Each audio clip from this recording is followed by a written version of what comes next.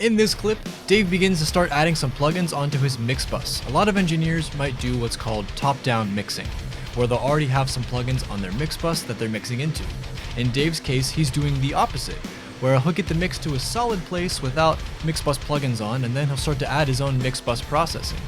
He also practices something that every engineer should be doing, which is referencing your mix to others that you find enjoyable. Check it out. Now that I have my full, like most of the mix elements in, obviously we have some auxiliary stuff, acoustic guitars. I know someone mentioned that. We're going to get to those. Guitar solos, we're going to get to that stuff too. But at this point, I want to start stacking up some shit on the mix bus, because all we have right now is a tiny bit of virtual mix bus and then my G comp. I got some other shit that I want to go on there, namely Goldfos, another nice friendly URM current previous at some point work companion. So Goldfos loads up with some basic settings. Again, I just have some default stuff. That's a time saver in Cubase. I think probably most DAWs. If you find that you always have a starting point for a plugin, then set up that starting point, and then in Cubase anyway, you go to default preset, save as default preset, and then every time you initiate that plugin, you save yourself like a couple of clicks. So I do that often with a lot of things. Goldfos included. So we have just like a pretty low amount of recover and tame, and I tend to always like to turn the brighten down a bit and then pull down this little like low pass filtery guy. So let's see what this sounds like, turning it on and off, and kind of get an idea of what it's doing to our mix. Find a good spot.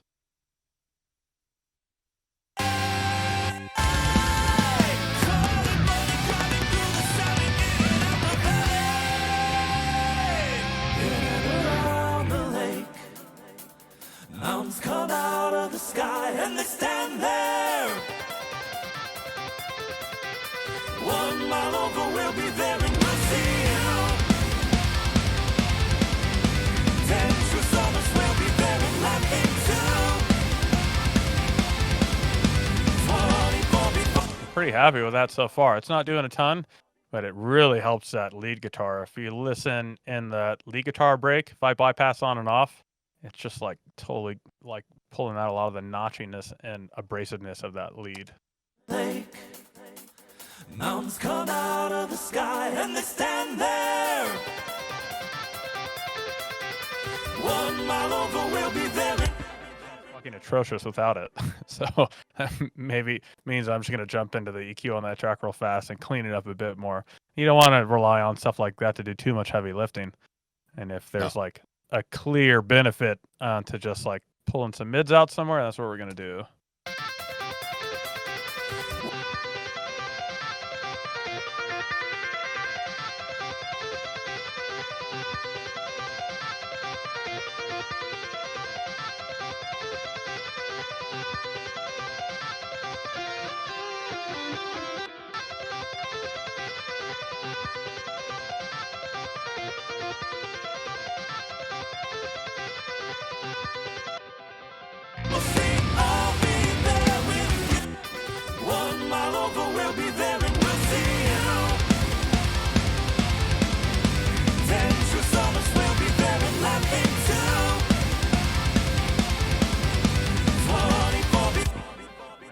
Okay, let's get some virtual tape machine. This might blow up our low end. This is probably something I would have normally put on a little bit earlier, but I didn't.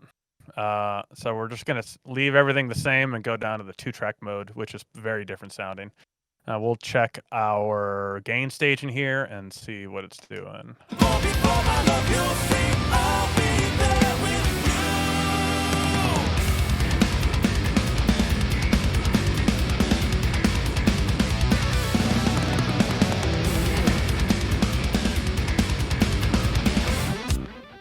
So good. I don't know why people hate on these plugins so much. It does awesome shit and really nothing all that bad. They just hate on them because it's become cool to hate on them. Kind of like there was a time period when people hated on Waves, Yeah. but you know what I mean? Like Waves makes if- great plugins, but there was a time period where it was cool to just talk shit about Waves. Yep. If it gets the job done, it gets the job done. Yep. And in my position, I almost rely on some of these saturation plugins to help guide my low into the right spot. As long as you don't just go too nuts with them. I mean, and I'm even going pretty nuts. I have the the gain style push up like almost all the way on my VTM. So maybe it's just my mixing style like leans on that harder, or my natural moves leave room for that sort of stuff. But I mean, I think just these two last things I dumped on and literally did almost nothing to have made a pretty big difference. So let's do a little less talking and more listening. And then you guys can hear it, and then I'll toss on another thing here in just a moment.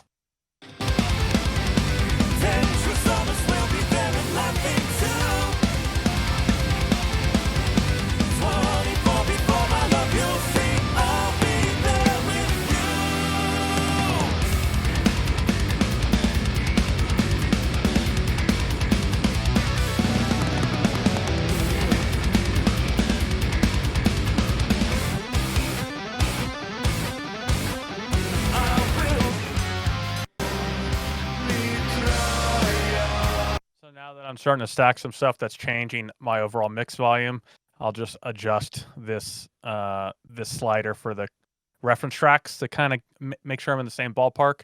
As soon as I get any kind of limiting on, which is going to be pretty soon here, I'll turn that all the way off, because then I'll want to know how my final master volume is comparing to these. For now, I'm just trying to keep them in the same range.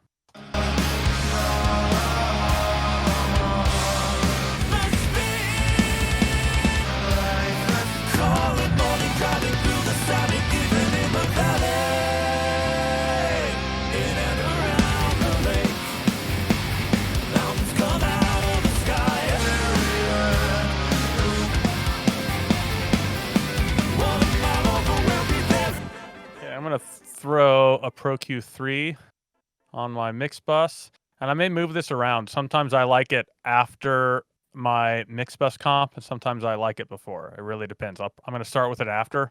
That's mainly just because that's where I had an open slot. But then I'll move it back and forth. And sometimes if you're doing a lot of cleanup, like if I'm pulling a lot of low mids out of this, if I move it before my comp, it's going to make my mix bus comp like hit more of the right spots. It's getting a more balanced mix. I'm not going to make a lot of huge moves here, so it probably won't make a huge difference either way. But definitely something to consider. If you're doing mix bus EQ, where in the chain that lands. Sometimes before, sometimes after, sometimes both.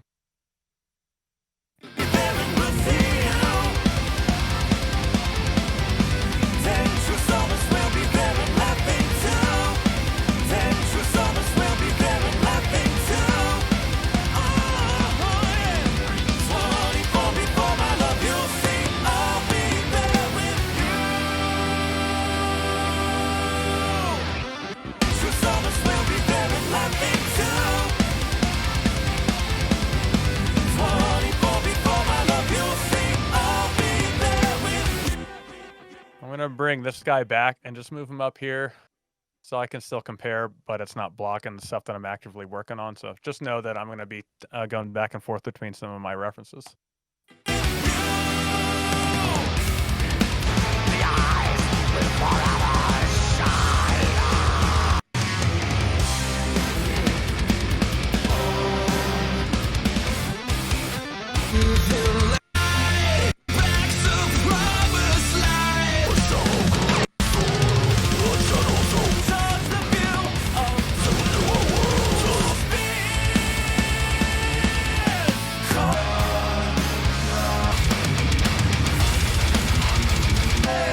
In and around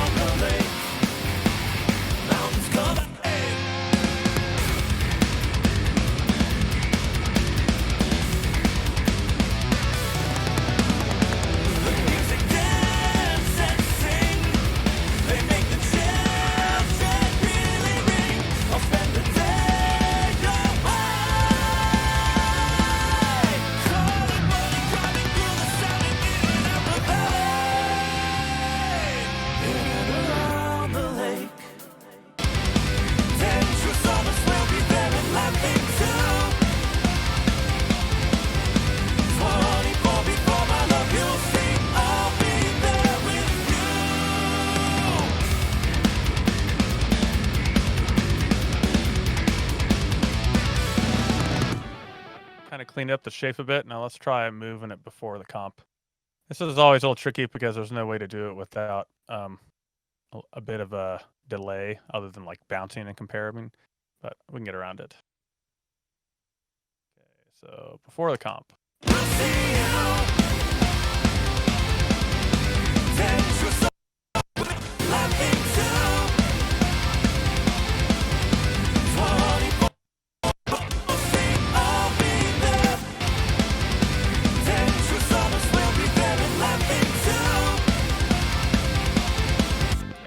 Like that EQ before.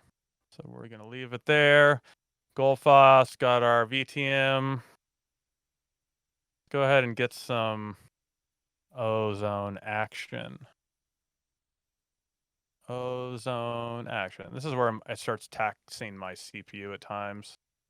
Yeah, it's pretty much maxed out, but I could still probably play Ozone it, is a beast. Yeah, it does really chew it up, especially if you use like these last two maximizer algorithms. So let me know, Nick or Eyal, if anything starts happening choppy wise on my output feed, but I think we should be good. Okay. Okay, so maximizer. Again, this is like my basic mastering chain. I have an exciter that's off, a widener that's off, and a maximizer that's on. That's not really doing anything so far.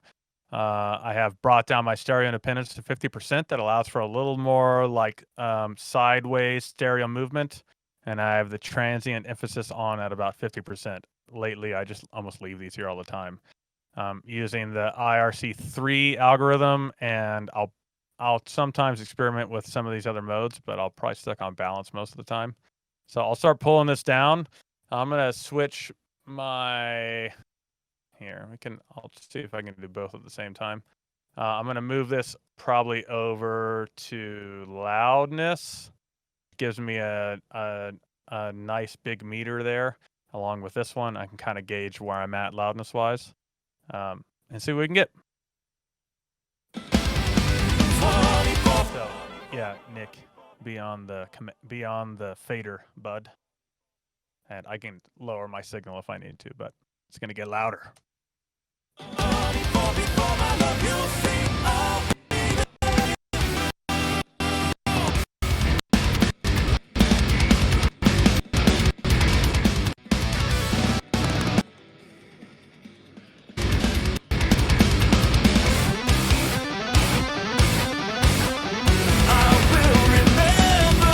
I can see now that I'm not quite hitting, now that I have all the elements in, I'm not hitting my mix bus comp, my G comp, as hard as I want.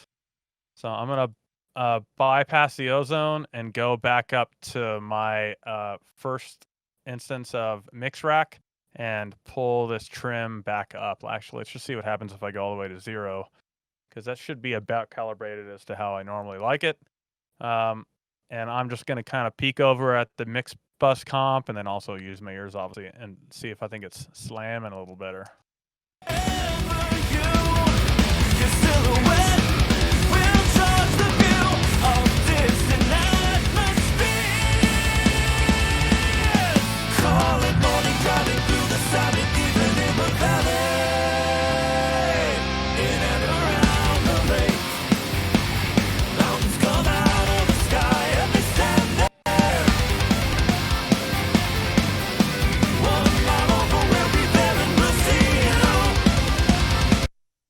Oops. That sounds better to me, and it looks better to me on my meter. So let's jump back into Ozone now that we have a better... Actually, I did turn up the gain station here and make sure we're not too hot.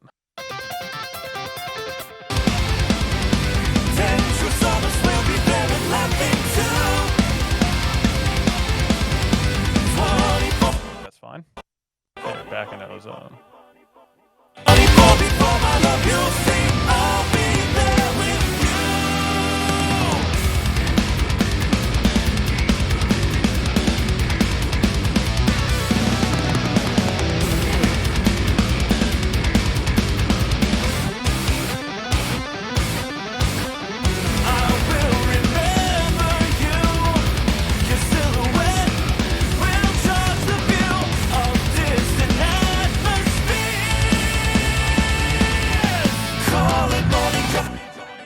So that's pushing it pretty hard. It actually sounds okay, but just because I don't have all the elements in, I'm going to ease off. And then if we were closer to the end and I knew the mix was like more or less settled in, I could go back and decide if I wanted to push it that hard again. So I'm going to pull it back just a little bit, but it's starting to shape up. And it's sounding pretty close to the original. Actually kind of surprised how close it is to the original, by memory anyway. So, okay, we've got a maximizer set up, and let's kind of dig into these other two modules. Modules. See what we can do. Majoules. These other two modules. Modules. So I have this set up in 4 bands, and they're all doing different stuff. Oh, my light died. Oh, well. I'll replace it. Now I'm not like in a real dark spot. It's in a real dark spot, guys. Okay. Yeah. What is this? We have been streaming for like 8 hours now. Give me a fucking break, Nick. Not you, Al. It's fine. Okay, cool. So I'll keep giving you shit about the light that went out. Yeah, it's totally fine. Okay, so at 80 hertz down, I have it dropping the width to minus 100, which essentially makes it a mono source. So it's kind of like the mono maker thing that a lot of the Plugin Alliance units do. I just do it with this imager. So that's active. In this range between, say, 80 to about 600, I almost always just don't fuck with it, because any kind of stereo width tools in that range can create issues for vinyl pressing because of the MS mechanism they use for cutting vinyls. And a lot of stuff I do ends up on vinyl. Probably not this. It was just a single. I don't even know if they made actual CDs.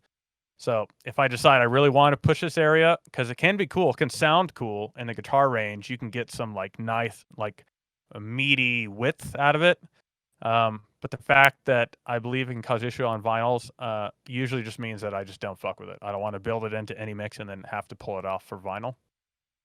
But these two ranges, I can push it up a little bit, and they're already doing that. So I have them at plus 10, real minimal width. I'm not looking to make this sound like it's fake or jumping out of the speakers. Just a hair more width will pull the guitars out usually, and seems like it opens up the mix in general. Gives you a little more space. So let's turn this off. I'll play it. I'll turn it on, see what it sounds like. Before I love you.